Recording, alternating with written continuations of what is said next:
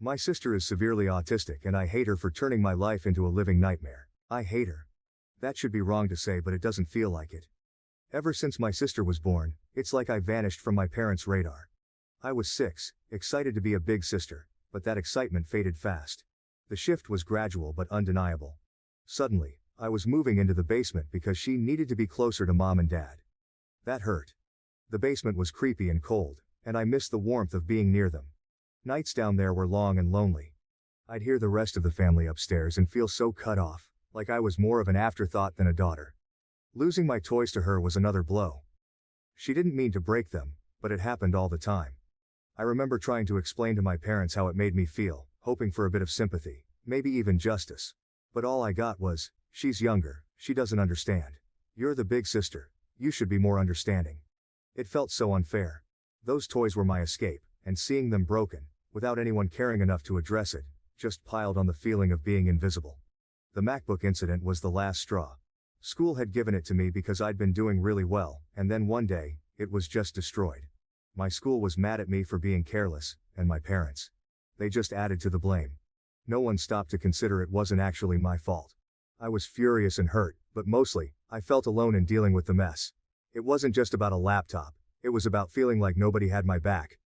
Honestly, trying to balance being a sister and having a life is rough. I love my sister, sure, but it's like my parents forget I'm still a kid too. Every time she needs something, I have to drop everything. Doesn't matter if I'm studying, hanging out, or even trying to catch a break. It's like I'm on call 24/7 without even signing up for it. I couldn't remember the last time I hung out with friends without constantly checking my phone, worried I'd miss a call from home needing me to rush back. My life felt like it was on a perpetual pause, always waiting for the next crisis or the next demand for help. The day I decided to go watch the new Spider-Man movie was a big deal for me. It had been ages since I'd made plans that felt purely for my own enjoyment. My friend Jake had been talking about it for weeks, and his excitement was contagious. I needed that break, a couple of hours where I could just be a teenager, not a caretaker. So, I made a decision. I figured, just this once, I'd turn my phone off to enjoy the movie. Not worry about anything else. Just 2 hours, you know? Walking out of the theater, turning my phone back on, I felt like I was hit by a truck. Missed calls and texts everywhere. I called home immediately, the joy from the movie evaporating with each ring. When my mom picked up, her anger cut through me. "Where have you been? We needed you an hour ago." I could barely get a word in. I rushed home, feeling guilty but also kind of angry. When I got there, it was like walking into a storm. My parents were furious, their disappointment a tangible force in the room. "We rely on you, and you just decide to disappear? To watch a movie?" My dad's voice was sharp, his words punctuated by my sister's background noises, like going to a movie was some kind of crime. I tried explaining I just wanted a break, that I just wanted a couple of whores to myself, but it fell on deaf ears. It didn't matter. "Your responsibilities here are more important than some movie," my mom added, her words final. They grounded me, said I was being irresponsible. All over a movie. Sitting in my room after ward, it hit me. This wasn't about the movie, it was about feeling stuck. Yeah, I get it, my sister needs me. But sometimes, I just want to do something normal, without feeling guilty or getting into trouble for it. Being 18 and feeling like you're not allowed to have your own life is tough. It was about feeling trapped in a role I never chose, about longing for a piece of normalcy in a life that felt anything but normal.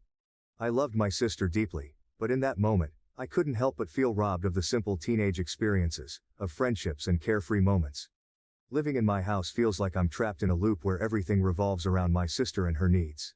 Don't get me wrong, I get it. She needs a lot of care, and I want to be there for her. But sometimes, it feels like I'm just another item on the family's to-do list. Help your sister. Make sure she's okay. Can't you see we're busy with her? It's exhausting, feeling more like an extra hand. It's like I'm invisible unless they need something for her. This feeling of being a slave in my own home, it's suffocating. I carry this weight around, a burden that's made me question my own worth. Around the house than an actual member of the family. Then there was this one week that felt like it could be different. I had been chosen to give a speech at a school event. Something about that recognition, it lit a spark in me. I worked hard on that speech, pouring my thoughts and feelings into every word. When my parents said they'd be there to watch me, for the first time in a long time, I felt valued. Finally, something about me. I worked on my speech every night, imagining looking into the crowd and seeing my parents there, maybe even catching them smiling proudly. The excitement was like a beacon, a rare light in the usual dimness of my daily life. Like, maybe this time things would be different. But they weren't. They missed it because of something with my sister. Once again they blamed it on my sister. Standing there, about to start my speech, and not seeing them crushed me. I pushed through, voice shaky and hands trembling. I cried. Not just for the speech, but for all the times I felt sidelined. Yeah, I made it through, and people clapped, but it felt empty. The whole walk home, I couldn't stop the tears.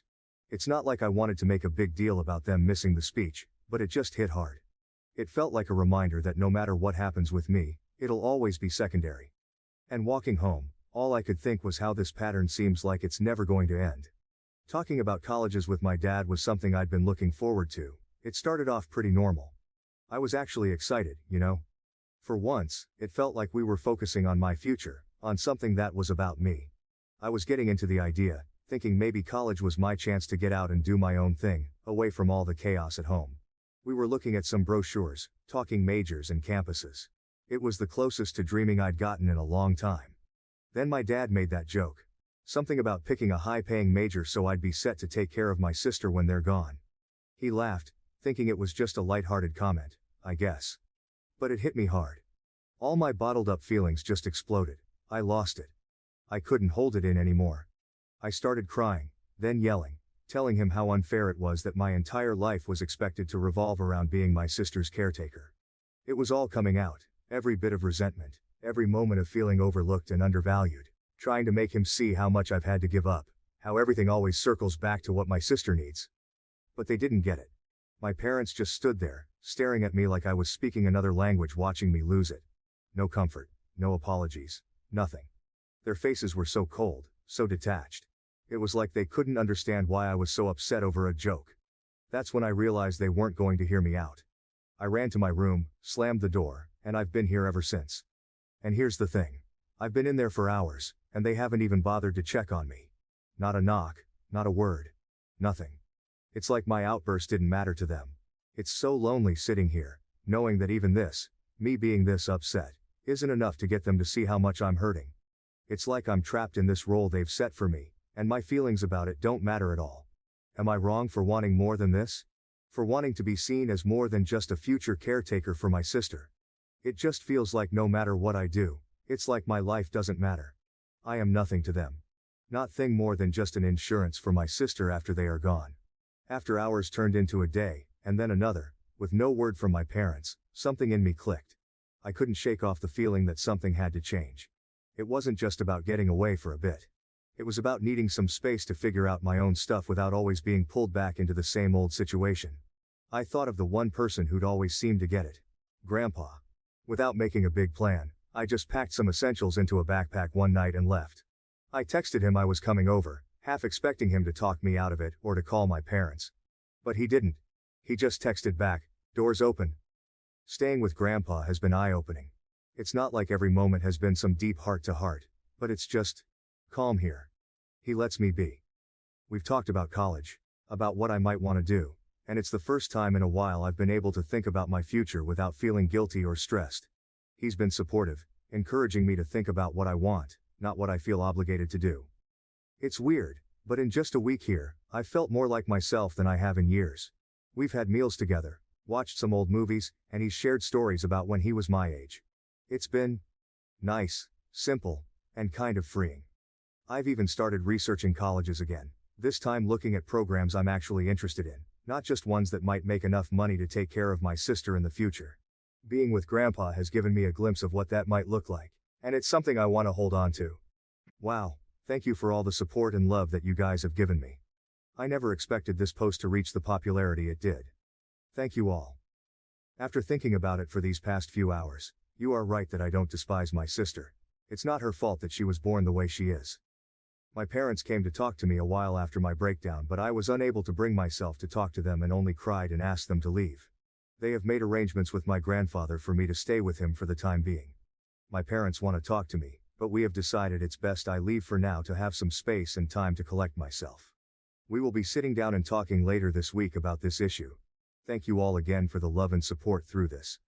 I started by telling my grandpa the story of why I broke down the way I did, and to be honest, when I finally spilled everything to Grandpa, His reaction was way more intense than I expected. I mean, I knew he'd be surprised, but he looked downright shocked, horrified. I told him all about how things have been at home, how I've basically been my sister's full-time caregiver on top of everything else, and how it all came crashing down that day with my dad's joke about college and taking care of her forever. Grandpa was seriously upset, especially when he found out that my sister was supposed to have professional help that she wasn't getting. He said a lot of stuff. He told me some things that I don't feel comfortable repeating here, but in essence my sister is supposed to be getting care from a professional and that my parents were ignoring that. But the gist was that it wasn't right or safe for me to be in that position, especially with how things were with my sister. He couldn't believe my parents were putting all this on me, and that they'd kept so much from the rest of the family. He was also really mad about the whole movie incident, saying it was the last straw that showed how unfairly I was being treated. Grandpa's pretty chill most of the time, so seeing him this mad was kind of a big deal. He told me straight up not to talk to my parents unless he was there, which was a relief honestly. He said he'd talk to them first, sort everything out, and be there with me for any conversations in the future. But it wasn't just Grandpa. Over the next few days, I heard from aunts, uncles, cousins, you name it. They were all checking in, making sure I was okay, and they were all just as shocked as Grandpa was. Turns out, my parents had been telling everyone they had a professional caregiver for my sister and even taking money from the family to pay for it. Except, that caregiver never existed. Everyone was pretty upset about being lied to, especially about something so serious. This past week? Man, it's been a roller coaster. Tough, yeah, but also kinda eye-opening in a good way. The whole drama with my parents and finding out all that stuff I had no idea about was a lot to handle. But then, there's been this unexpected silver lining. My extended family stepping up in ways I didn't even know I needed. Grandpa's been at the center of it all, trying to make up for what he keeps calling lost time. He's been really pushing me to just be a teenager again. It's weird but nice, getting nudged to hang out with my friends more, or just chill and do whatever I feel like, stuff I haven't really done in, well, forever. It's like he's on this mission to help me reclaim parts of my life I didn't even realize I was missing out on. And it's not just him. My aunts and uncles have been amazing too. They've been around a lot this week, checking in, bringing over food, just talking and actually listening. It's like they're making this massive effort to show they care, to make sure I don't feel alone in this whole mess. It's pretty overwhelming but in the best way possible. For the first time in what feels like ages, I'm not just the sister, or the caretaker. I'm just me, and that feels really good. The talk with my parents on Saturday night. Disaster doesn't even cover it. I went in hoping maybe, just maybe, we could start fixing things. Instead, it fell apart even more. They actually admitted to a bunch of stuff so messed up I can't even bring myself to type it out here. But the kicker? Not a single sorry came out of their mouths. Instead they doubled down, saying I was pretty much born to be my sister's caretaker. Yeah, my dad actually said that, like my whole purpose was just about taking care of her. I couldn't keep it together. All the stuff I'd found out, all the support I'd been getting from the rest of the family, it all just bubbled up. I called them out on everything, the lies about the caretaker, the money they were supposedly spending on it but actually weren't, all of it. But they just dodged and made excuses. By the end of the talk, things were even worse than before. It felt like hitting a brick wall, trying to get through to them. I'd gone into that conversation with a sliver of hope that we could mend things, but I walked out feeling like that chance was completely torched. So, after that disaster talk with my parents, I made up my mind. I'm done. Had a long chat with Grandpa and my uncle last night, and we all agreed it's best if I don't go back. Today's the day I'm officially moving out to live with Grandpa. It feels weird, you know, making this huge change, but it also feels right. Like, I finally have some control over my life again. I've also decided I'm leaving the state for college once I'm done with high school. Just the thought of starting fresh somewhere new is kind of thrilling. My aunt, she's been incredible through all this. She told me she's going to start sending the money directly to me, the money she used to give to my dad for my sister's care. Guess it's going to be my college fund now. My parents? They've called a couple of times since that night, but if you're thinking they called to say sorry or that they missed me, nah. They just wanted to know when I was planning to come back home. It's like they're not even trying to understand why I had to leave. I know this is going to be a huge change, and honestly, I'm kind of scared. But at the same time, I feel this weight lifting off me. I'm finally making decisions for myself, and there's something really freeing about that. Today's just the start of something new, I guess. Deciding not to go back to my parents was tough, not gonna lie. There's this uneasy feeling sitting in my stomach, but deep down, I think it'll fade with time. The support I've been getting from the rest of my family has been unreal. It's weird. Even though I've made this big decision, feeling all their love and support makes the whole situation a bit easier to handle. But yeah, the harsh truth? I've pretty much lost my parents through all this. That realization hits hard. It's a lot to process, and sometimes I catch myself wishing things could have been different. But through all the mess, I've come to see something really important. I don't hate my sister. That anger I thought I felt towards her was misplaced. She's not the one to blame for how our parents chose to handle things. I love her, more than I can say, and hating her for something she had no control over was wrong on so many levels. I hope, someday, I can make that right. For now though, leaving is what I need to do for myself. It's about finding my own way, figuring out who I am outside of this whole situation. It's going to be a journey, but I'm ready for it. Edit. Thank you all so much. I wish I could respond to every single one of you, but my lunch only lasts so long. I'll update tonight how the move out went, but until then, thank you all. I want to say that your support has been amazing, and your kindness means more to me than anyone could ever imagine. Moving out was surreal. Grandpa and my uncle were with me every step of the way, helping me pack up my life into boxes and bags. Everything that meant something to me, we took. Make sure to grab all the important stuff like my birth certificate and social security card. It felt weirdly official, like I was collecting pieces of my old life to start a new one. My parents? They were pretty much silent the whole time. Dad took off with my sister not long after I got there, leaving just my mom to watch us pack. She didn't say much, just hovered in the background. It was awkward, tense even. But then, as we were about to leave, she finally broke down. She said she loved me, that she'd miss me. After days of silence, those words hit differently. I hugged her, said goodbye. It was one of the hardest things I've ever done. Sitting in my new room at Grandpa's house, I keep replaying that moment. Did she mean what she said? After everything, it's hard to know for sure. But I want to believe she did. Right now, all I can do is focus on what's ahead. Maybe, with time, my parents and I can find a way back to each other. I'm